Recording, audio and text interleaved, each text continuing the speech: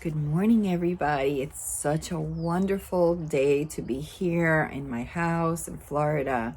Just got back from my trip and it's amazing. The weather is warming up. The nights here are super cold in Central Florida, but as you can see, the grass has turned green and it's spring-like during the day, and I just love this kind of weather, and it makes me want to be out here in my porch. But I got my sweater on because it's a little bit chilly this morning, and I have my coffee because it's just so nice here that I might just walk around the property later. I have a lot of like branches that have fallen off the trees and I have to clean them up. I did mow the grass, but I kind of like going around those areas, so I do have to pick those up. I want to do my verse this week because this verse that I'm doing is actually a lesson that God gave me this week.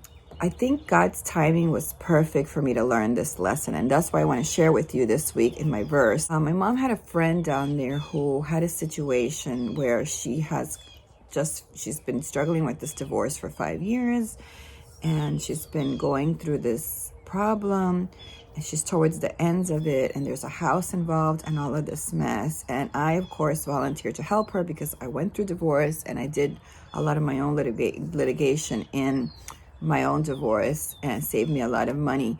So I know a lot about this stuff. And I left there, and driving back, a lot of that stuff that I helped her with was in my heart. And then I get back, and then God gives me this verse, and then the next day I get another verse, and I'm like, okay, so this is really a continuation of yesterday. So I want to read it to you so that we can understand at least the lesson that God gave me through these verses, and maybe you can learn something from it. So I'm going to read them for you today, and maybe it's something that you can also use in your life as well. So the one that I got was Proverbs 11:24, which reads, "One man gives freely, yet gains even more. Another withholds unduly, but comes to poverty." So the word withhold unduly is known as like if you're stingy, okay? That's verse 24. But when I read that, I said, okay, it's pretty obvious. A lot of people will read you that. But there's 25. Sometimes you got to read before or after the verses because God is not done.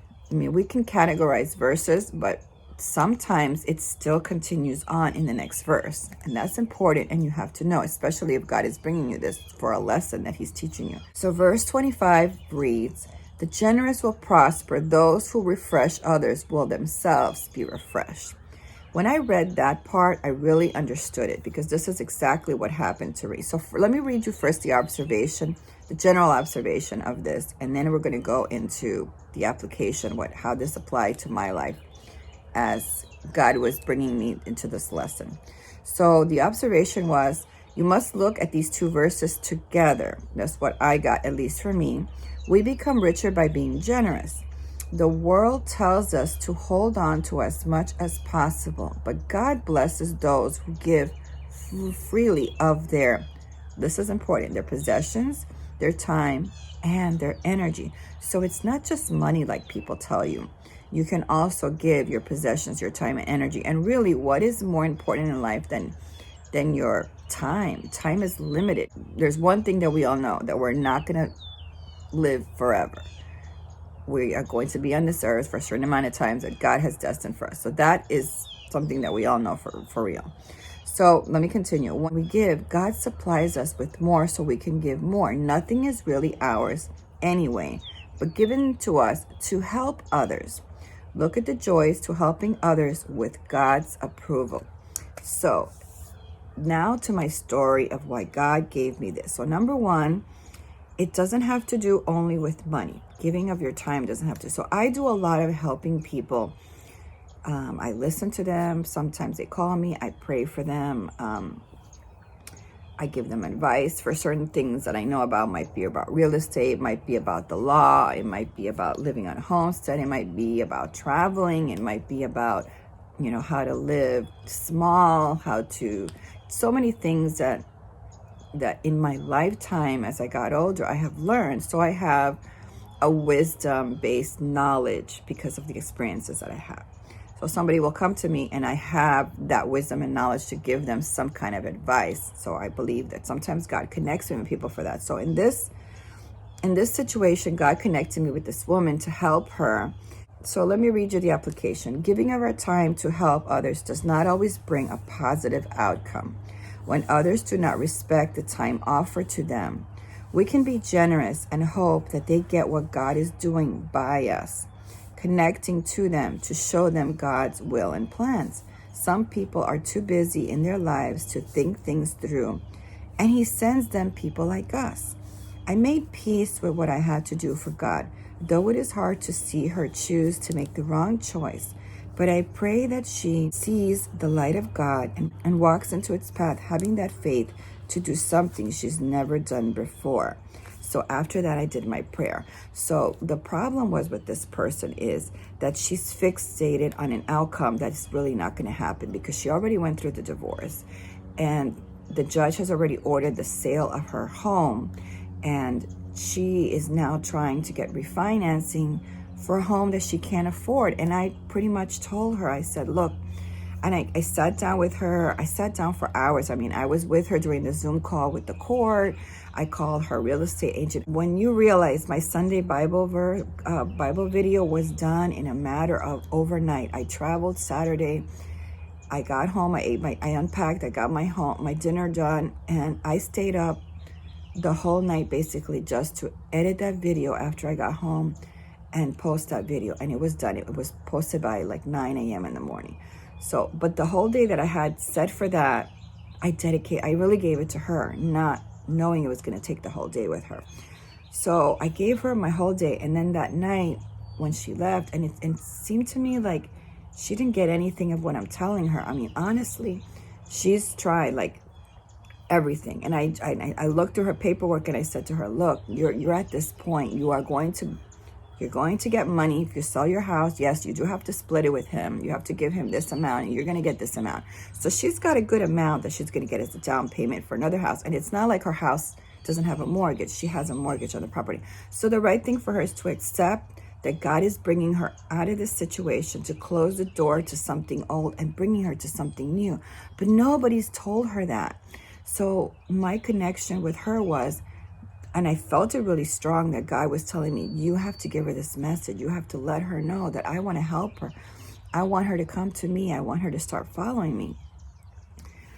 But it's almost like you talk to people and they're like fixated on their plan. She doesn't want to sell the house. She wants to go against a court order. And I see, and I gave her the ultimatum. I said, look, if you keep going against a court's order to sell, you're going to get evicted. Your ex-husband's going to get the house and you're not going to get anything. So at this point, you have a really good outcome right now, even though it's not the one that you wanted, but you're in this situation and there is a great outcome here. So I had to pray for her that day. And it's really hard to see somebody stumbling and choosing to stumble when you're trying to help her. And she keeps going around asking advice, and then she'll call me on the phone and she'll say, but this person said this and this person. I'm like, look, this person doesn't know the law. This person doesn't know real estate. This person, you're talking to a person who doesn't even work. She's home taking care of babies and she doesn't even speak English. So make sure that when you're asking for advice, you're asking for the people. Okay, anyway, so that's not the point. Back to the Proverbs. The generous will prosper. Those who refresh others will themselves be refreshed. That was important for me to read from 24 to 25, because the generous will prosper. I am prospering because I am helping her. Those who refresh others will themselves be refreshed. Okay, so I tried to refresh her, but guess what? She didn't want to be refreshed. So do you want to continue to hold yourself down in pain and agony because you're trying to help somebody and they're not getting refreshed? You're hoping that they get refreshed. So for her, it might just take a while that she had to sit with this. She might have to get the bank to deny her the funds, because she's really, I'm telling you, she's not going to afford this house, because the house has gone up like way too much for her to afford it. So I realized when God gave me this verse that in 25, it's very obvious to me that I have to just let God do his work, because I did this to refresh her, to give her a new outlook, to refresh herself. But I have to let God do this, and I I just gotta let it go and let God do it. So if I don't feel refreshed, I have to walk away, because God's job is for us to do our job, but for us to feel good about what we're doing, not to feel bad about what we're doing. So that was one thing that I felt, because I felt grieved for her, that, you know, the outcome looks bleak for her. But when I read this, I realized, okay, this is like the kind of thing where you kind of put on God's altar. Okay, so then let's go to John 4:7, because the next day I got this verse and then it clicked for me. So it says, "Beloved, let's love one another, for love is of God, and everyone who loves has been born of God and knows God. He who doesn't love doesn't know God, for God is love." So let me give you the observation for this, and then I'll talk a little bit more. The observation, the general observation notes for this is, love is thought of only as a feeling, but it is really a choice and an action, with God being the source of our love. The Holy Spirit gives us the power to love. God lives in our heart and makes us more and more like Christ. God's love always involves a choice and an action. When I got that from my application, I realized that this goes with that. So I didn't feel refreshed because she didn't make a decision right away. That's more of my problem, because truly some people need to sit and they have to like try to open all the doors and see.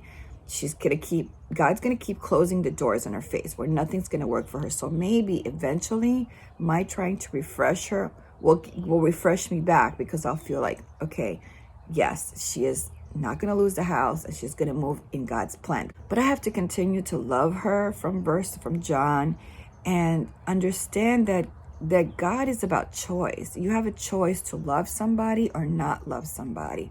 So I could be angry. The old me would have been angry, and I would have like not wanted to deal with her anymore, because I'm going to be like, you know, I have a lot of things going on. You wasted my time. I gave you a whole day of my time. You asked me for advice, this, and that, whatever, and you chose this. So be off with you. And I'm not going to answer your calls anymore. But that was the old way old me. I mean, that's like probably in my 20s. I would have done 20s to 30s. I would have done stuff like that. But now I have to understand that there's a choice here. I can continue to love her. I can love her in the sense that when she comes back, I don't have to tell her I told you. So I could say, well, now that you finally have seen the different options out there, let me show you what God is showing you again. And letting her walk into that godly choice and giving love. Let me read you the application for this that I wrote for this particular verse. Was the enemy is always looking for a way to bring hate into our lives and to hate others. But I need to understand that God accepts choice because he loves us. I can also accept people's choices after I help them. I accept that God's plan was for me to open a person's eyes, to show them his will and help her, but it still falls under her choice. And all I can do is love them the same way when they fail to succeed the way that God would still love me. We should always wish for them to succeed. So whatever her choice is, I will be able to be here to tell her, okay, so you made the wrong choice. This happened. She got evicted or whatever. Now let's move on from here because you didn't choice. So what can you learn from there? So what I'm trying to say is, whatever we do, we don't have control over everybody. And I see that a lot. I see a lot of people trying to control other people, trying to figure people out. They're so used to the tarot card war mentality of, oh, this person is going to do this and this person. We don't know what God has. Something miraculous might happen and God might give her house back, but we don't know. We don't know. So all I could do is let God use me for his glory and be there for her. And when she comes back and says, I went to the bank, they didn't approve me, and the court hearing said that there's somebody buying the house and they're going to close on so and so date, then now I can step in with this choice and help her. So try to see when you're reading the verses. This is why it's so nice to be able to have a notebook and write it down, and write your soap methods. In the morning is you write your scripture, you write your observation, you write your application. Your application is really about you, about your situation. What are you learning from this? And look for yesterday's verse too, because it might be something that God is bringing you along and teaching you.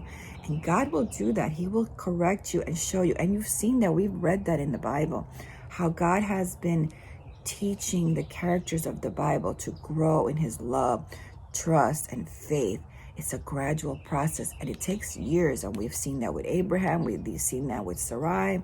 And he's doing that with me too, because now I have this ministry and I have these women caravans that I travel with. And hopefully I'm going to get to the point where I'm going to feel comfortable doing an outdoor camping Bible study with some of these girls. It's all a process, and it's all God's plan. And we are not here to divine. We're not here to put out our tarot cards and say, God, what plans do you have for me? What plans do you have for her? No, all we can do is give wisdom, give advice through wisdom. If you don't have wisdom from something that you know about, be very careful when you're giving advice to people. I really hate it when people give advice to people and they have no knowledge of anything. They don't have knowledge of real estate. They don't have knowledge of, they don't have no clue about any of the topics that somebody's asking, but they're still giving their advice based on something they saw on Dr. Phil or Oprah or something like that. It's just, you got to be careful with things like that, because you can really confuse people at a difficult time.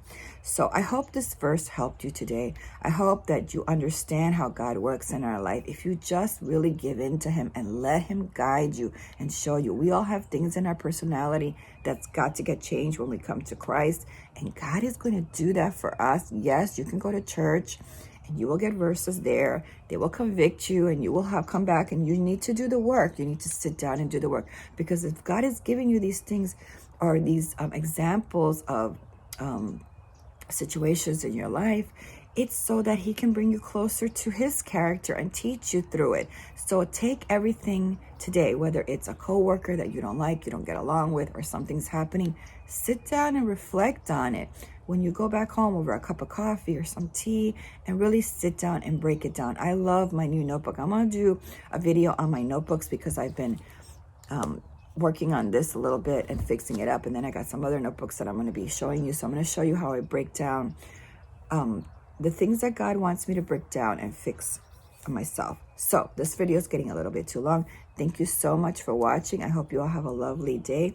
God bless all of you. Be patient with me. I know I still got some things to do, but I've been traveling. I just got home. I had to mow the grass, and I got a camping trip that I have to plan for coming up. But yes, all of those things will be coming up. I think people don't understand how much research goes into my Bible study at the end of the week. I do tons of research. I mean, I could be like a whole day just from morning to night just doing research. And in addition to all the stuff I've already done on the verse that's in my book. And then I have to edit it, and then I have to upload it, I have to post it. So it's a lot of work to do a video. Plus, I also have my other channel. I have a blog, I have a website, and I have the caravan ladies also that I'm here for their support and to mentor them as well. So as you can see, I've got a lot of things going on, so just be patient with me. But I do have everything on a rotation. Everything's written down, so I know it has to get done. So I wanted to end this video on a bright note, and I wanted you to comment down below and let me know if you've ever helped somebody and you felt like they just totally shunned your support, your advice, your wisdom. And I mean, coming from wisdom, things that you really know about, things that you've experienced that you've also shared, and then you've seen them fall because they didn't take your advice. So what did you do? How did you help them? Did you get angry with them?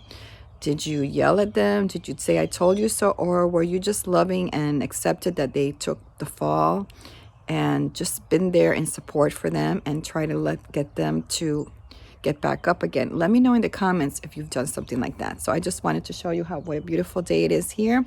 We're going to leave on a good note. Have a wonderful week. God bless.